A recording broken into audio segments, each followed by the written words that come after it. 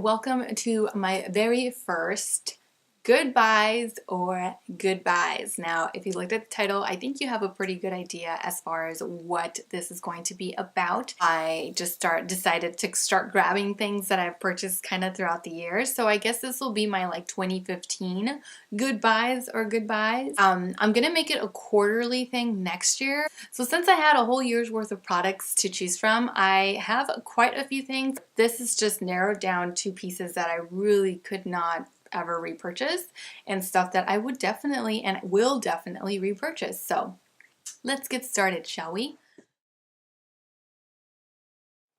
First thing that I have to say that was a good buy was this Cinema Secrets makeup brush cleanser. It is amazing. It takes anything and everything out of my brushes, especially when I'm cleaning them in between deep cleans. Heaven knows that we all hate deep clean days. They take forever.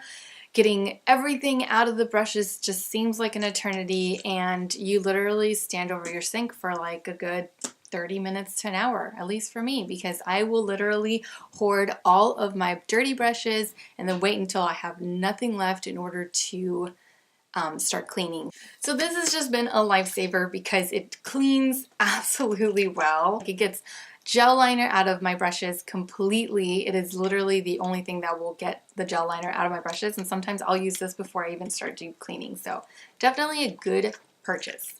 The next purchase that I made this year that I was completely pleased with, and I wondered, why didn't I do it sooner, is the Clarisonic Mia. Now, I decided to purchase just the Mia, not the Mia 2 or the fancy Mia 3, which I think they have now, because I figured after reading all the reviews, I really just needed something to deep clean my face. I didn't need all of the other gadgets. I just needed something basic that was going to help me clean out my pores. And so I decided to go ahead and make the purchase, and I have never been happier to purchase anything in my life. Actually, of course, I probably have, but I'm exaggerating, obviously. But this I actually was really happy to purchase. Sometimes I'll go in and I'll completely clean my face as far as I can see. I will do a makeup remover, and then I will cleanse my face, and then I will sometimes even do still a scrub once or twice a week. After that, I go with this, and sometimes I'll still find makeup along the bristles of the brush. So it gets the stuff that you didn't even know you still had. So definitely a good purchase for me. Next, of course, if you've seen my under eye correcting video or my concealer routine, you know this one. It's the Becca Under Eye Brightening Corrector. I absolutely love this thing. I don't know how I've gone so long without it. It's the most amazing thing for anybody that has crazy dark circles like I do. This gets the job done, and it doesn't crease on me. It doesn't bulk up. It doesn't make anything that I put on top of it look extra super cakey. So good purchase. The next thing that I purchased that I absolutely love was a lipstick. This is from Rimmel, and it's the Lasting Finish by Kate lipstick in the number 14. Now, I usually don't do very well with nudes, and I won't do nudes, period, but this is kind of like a mauve-y, pinky nude that I absolutely loved, and that actually looks really good on me, on my skin tone. I usually feel like the nudes look a little too chalky and too white on my skin and on my lips, and so I steer clear from that. However, this for me was the perfect mauve-y kind of, I guess, nude for me. Next thing that I purchased that I also really love and that I've been using religiously is the Jumbo Eye Pencil from NYX. This is in the color Yogurt. It is an absolutely beautiful color to wear underneath the eye area along your waterline in order to brighten up and widen the eyes. Another thing that I really loved this year for me is the Clinique Take the Day Off makeup remover. It takes everything off, especially when I do really dark eyes. I have to have something in order to help me, before I cleanse my face. So a good makeup remover does the trick, and you have to have a good one, because even those wipes, the Neutrogena wipes, I really was hoping that I would love and that I would like and that they would do the trick, but for whatever reason they give me an allergic reaction. Not sure what's going on there, but they give me an allergic reaction and I can't really use them. Therefore, I use this guy, and as you can see, almost out, and it takes everything off, so I would definitely repurchase this guy. Another thing that I really liked this year was the Hoola Benefit Bronzer. I don't know where I had been living, like under a rock, or what was the matter with me, but I had not discovered this guy until this year, and now this is the only thing that I use, literally the only thing that I use to contour with, and it leaves such a natural looking contour. It's not like gray, it's not too brown, it's literally just a contour, like a beautiful contour. And so if you want anything that looks really natural, really subtle, that's not too over the top, this guy. Obviously, I'm probably the last one to know this, but obviously this guy. And the last thing that I will have, I mean, because I could literally do this all day long, but I'm not going to bore you with that. But the last thing that I have that I really, really absolutely loved was the MAC Blush in Peaches. Looks absolutely gorgeous on the skin if you're looking, especially around fall months, if you're looking for something that's not as pinky. Nice subtle look for the cheeks, and it looks amazing on. So now on to the stuff that I regret buying. I wish I'd give my money back, stupidly didn't, and now I could just say that I tried it and I won't try it again. The goodbyes.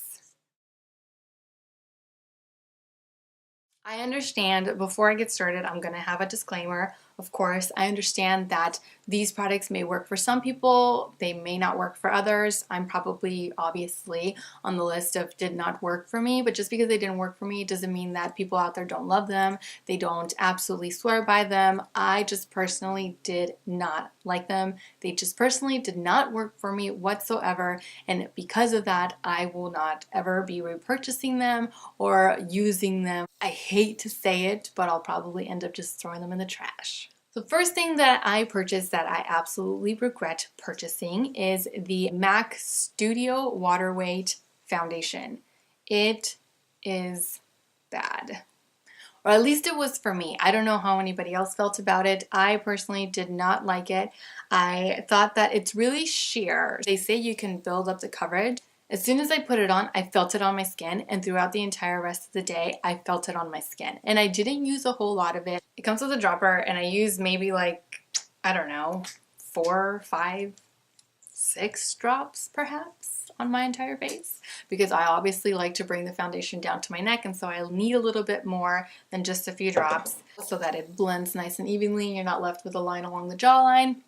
Anyway, so I used about that much, and I felt it on my skin. As soon as I got up off of my makeup chair and I was going on with my day, I could just feel it, and I felt it throughout the day. I felt like oily. Like I just felt like everything on top that I had put on top was just kind of like slipping everywhere.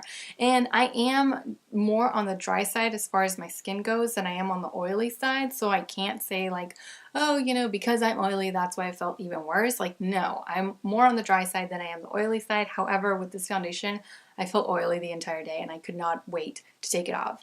And I decided to use it a couple of times after that because I figured, I don't know, was having, I don't know, a bad skin day. And so I decided to give it a couple more tries.